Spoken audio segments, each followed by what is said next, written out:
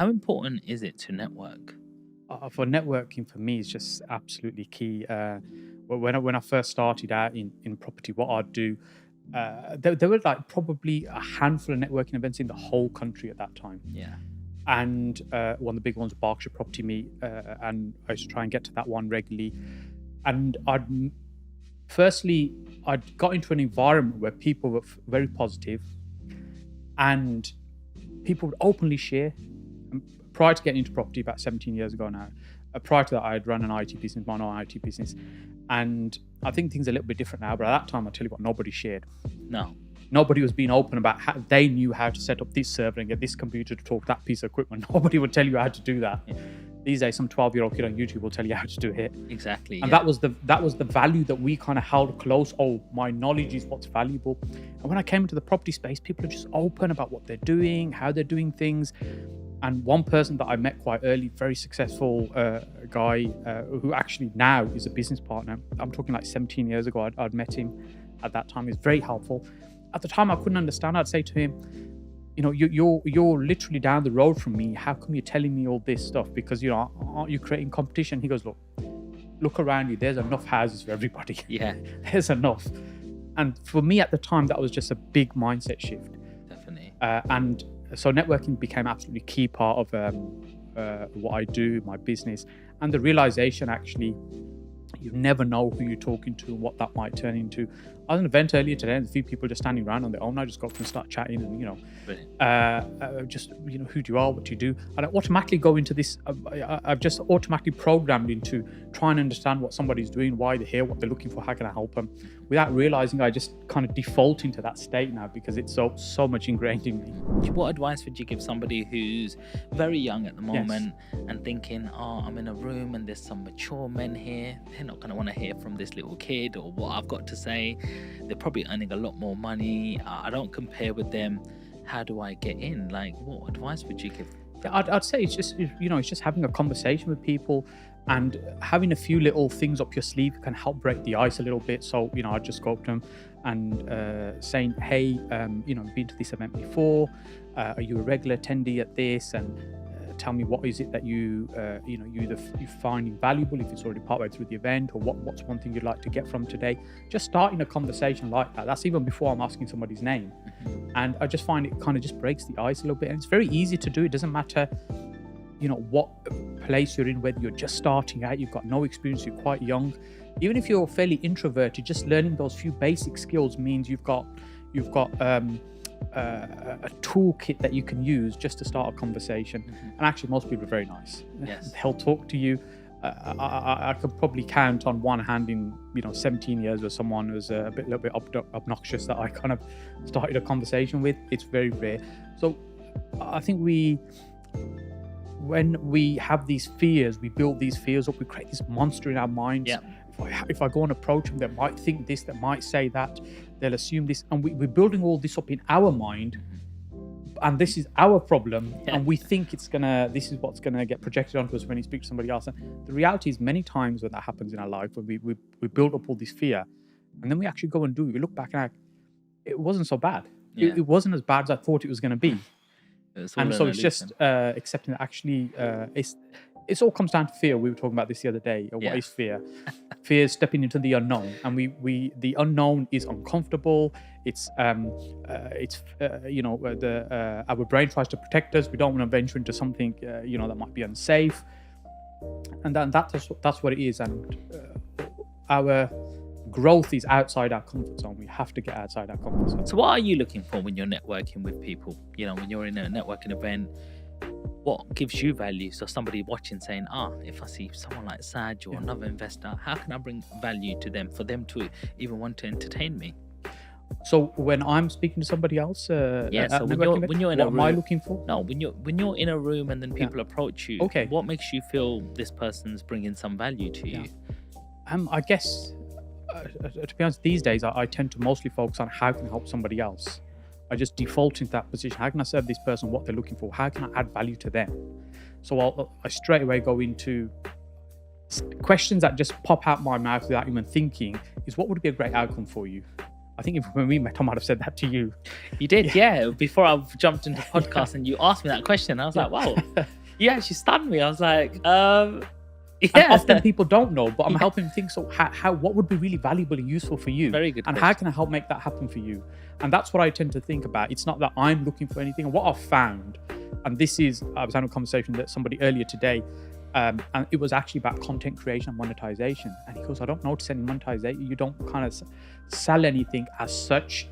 I said, because my view is you just give value, help as many people as you can, and you know what, it will come back. But sometimes we lack that belief that how many of these seeds do I have to sow before my tree is going to appear and bear some fruit. And we just have to believe that actually, you know what, we just keep going, we just keep serving, and good things will happen, they'll come. I recently heard you said you were a granddad. Yes, recently, yeah. How different is it being a granddad than being a father? Yeah. It's interesting. Actually, but when I think back now, I have put my hands up and say I'm definitely not the best dad. I'm a great business person, but I'm not a brilliant dad. And I think that's because I've had an obsessive mindset about business. So my daughter now, who's had her first baby, my grandchild, when she was little, she's 30 now, coming on to 31. When she was little, there were times where I'd go out to work, she'd be asleep. I'd get back, she's asleep, and I'd barely see her. But I wasn't thinking about that because I was thinking, I'm doing this for the family. And that's what I kept telling myself at the time. Really, when I look back now, I think, yeah, I was providing for them, but there were things inside me that I wanted to satisfy. There was growth in me that I was trying to achieve, and I was on that obsessive track. And you know, you can't turn the black that time. You only have one chance. When they've grown up, they've grown up. There's no second chance. So I probably wouldn't use the word regret because I think there's no benefit in that word. But there's a lot of learning for me and reflecting on actually how can I do things differently. And then when I've got 4 kids, God's blessed me with 4 kids, 2 boys and 2 girls. So one of them's still a teenager, the other 3 are adults.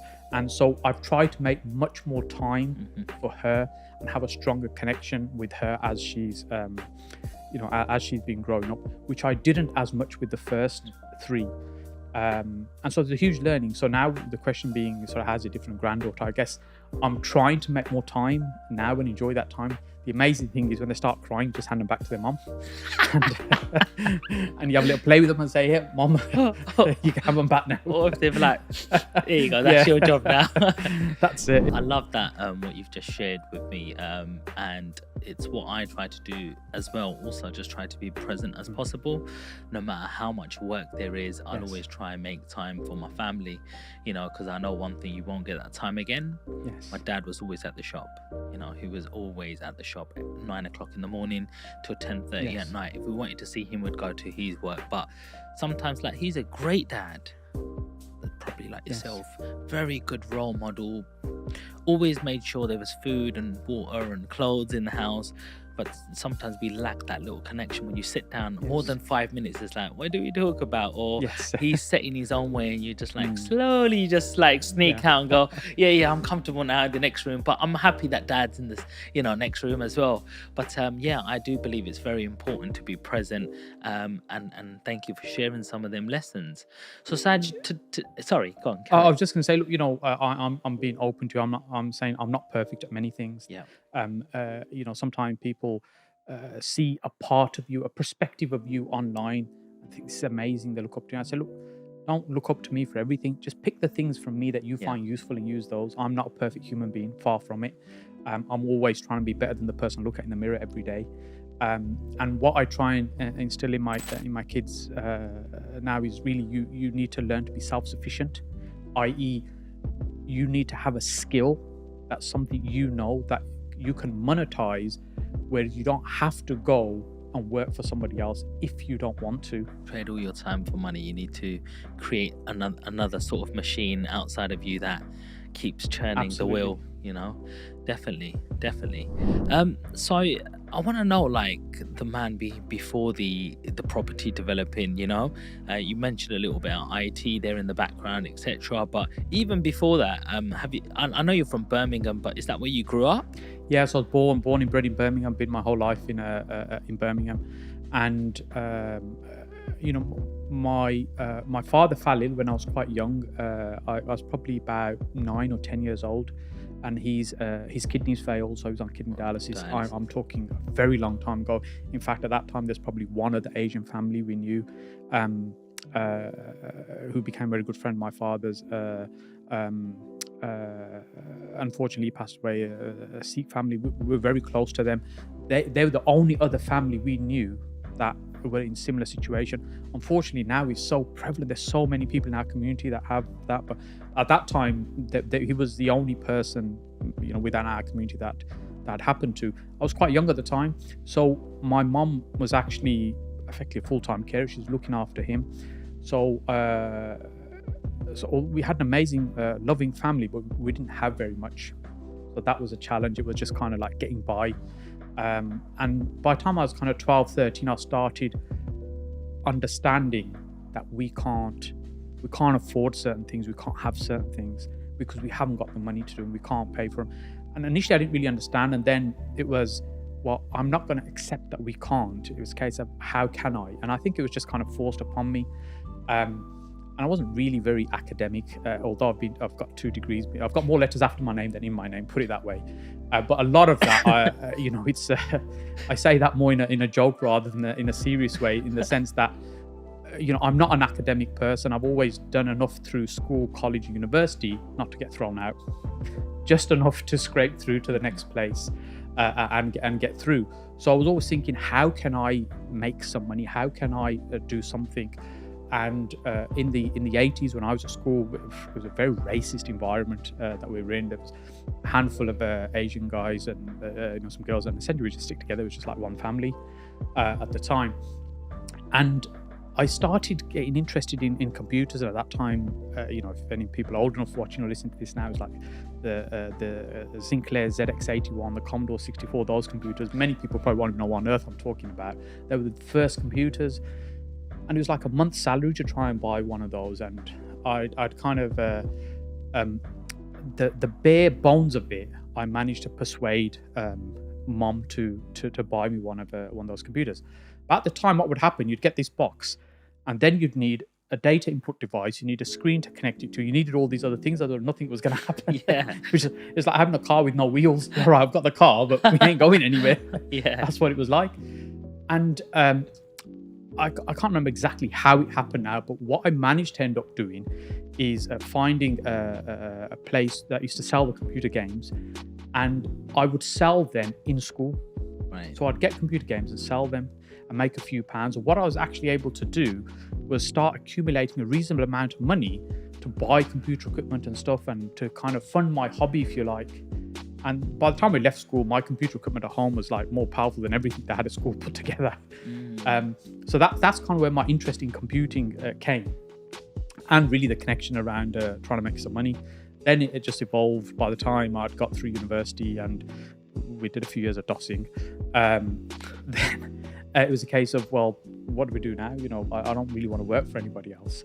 I did a 12-month sandwich placement. I didn't have a great experience. I didn't want to go and work for anybody else. Where was that? That was actually at West Midlands Police in their headquarters. It was like a newly formed IT department. They were just getting computers rolling out and stuff. And the people were amazing. They were nice people. But, the routine to monotonous of it, it was just like, I'd never felt so unhappy until I experienced that going to work. I thought I can't do this. And at that time, there's very low risk. What happens if you go off on your own and do something? Well, you haven't really got much to lose at that stage, so your risks are very low. So I started effectively getting involved in started a business around computers, selling computer equipment, and a lot of it was actually just very good timing, because computers were just being put onto desks. So we had solicitors, accountants, schools as clients, where we'd go and put their first computers on the desks. And then from that, it became, how do we connect these machines together and get them to talk to each other? And the business basically grew from there. And it's probably about 14 years or so I kind of ran that. Wow. Okay. So what would you advice would you give to somebody out there when they're setting up their business, and whether it's a business that's worth pursuing, worth growing and spending a certain amount of time? Is it more about the money? What thoughts was going into your mind when you set this new company up? Yeah, I think at the time it was just one obsession. It was, how do I make some money? It was literally, that's what it was. Looking back now, I can say I probably wasn't a very nice person at the time. I was very materialistic. I was just driven by things. And maybe there were insecurities deep down that, many of my other friends went off into corporate career and stuff. And my parents were like, he's gone to do this business thing. He'll get over it in a year or so, and then he'll get a proper job. You see, so they were supportive and said, all right, go and do your thing then for a bit. And I was determined to prove everybody that I could do this. That's what it was about. And the things, the cars, house, stuff, they were the badges of success for me at the time. They were like, look at me. And that's what really drove me. Not many people think about going into entrepreneurship or going self-employed. Like, was there any sort of mentorship or anyone around you who you saw was self-employed and you thought, hang on, that doesn't look as difficult as it sort of sounds? Or no, I think there wasn't. In short, there wasn't anybody that I could turn to or learn from. It was just observing. Someone's doing that, they're doing well. How are they doing it? There was no internet, there was no information, there was no books. No. There was nothing literally at that time. Whereas now I think we're in a very different time. Starting a business now, for me, feels like 1,000 times easier now than it was then, because information is available. Just like anything you want to know, you can get that information, how to do something. So the value is no longer in the information, which I used to attribute value to at that time. Now the value is in how somebody can benefit from that. Yeah. So for example, everyone's talking about ChatGPT right now, and it's an amazing tool, which it is. But the skill isn't in opening up and start doing a search on it.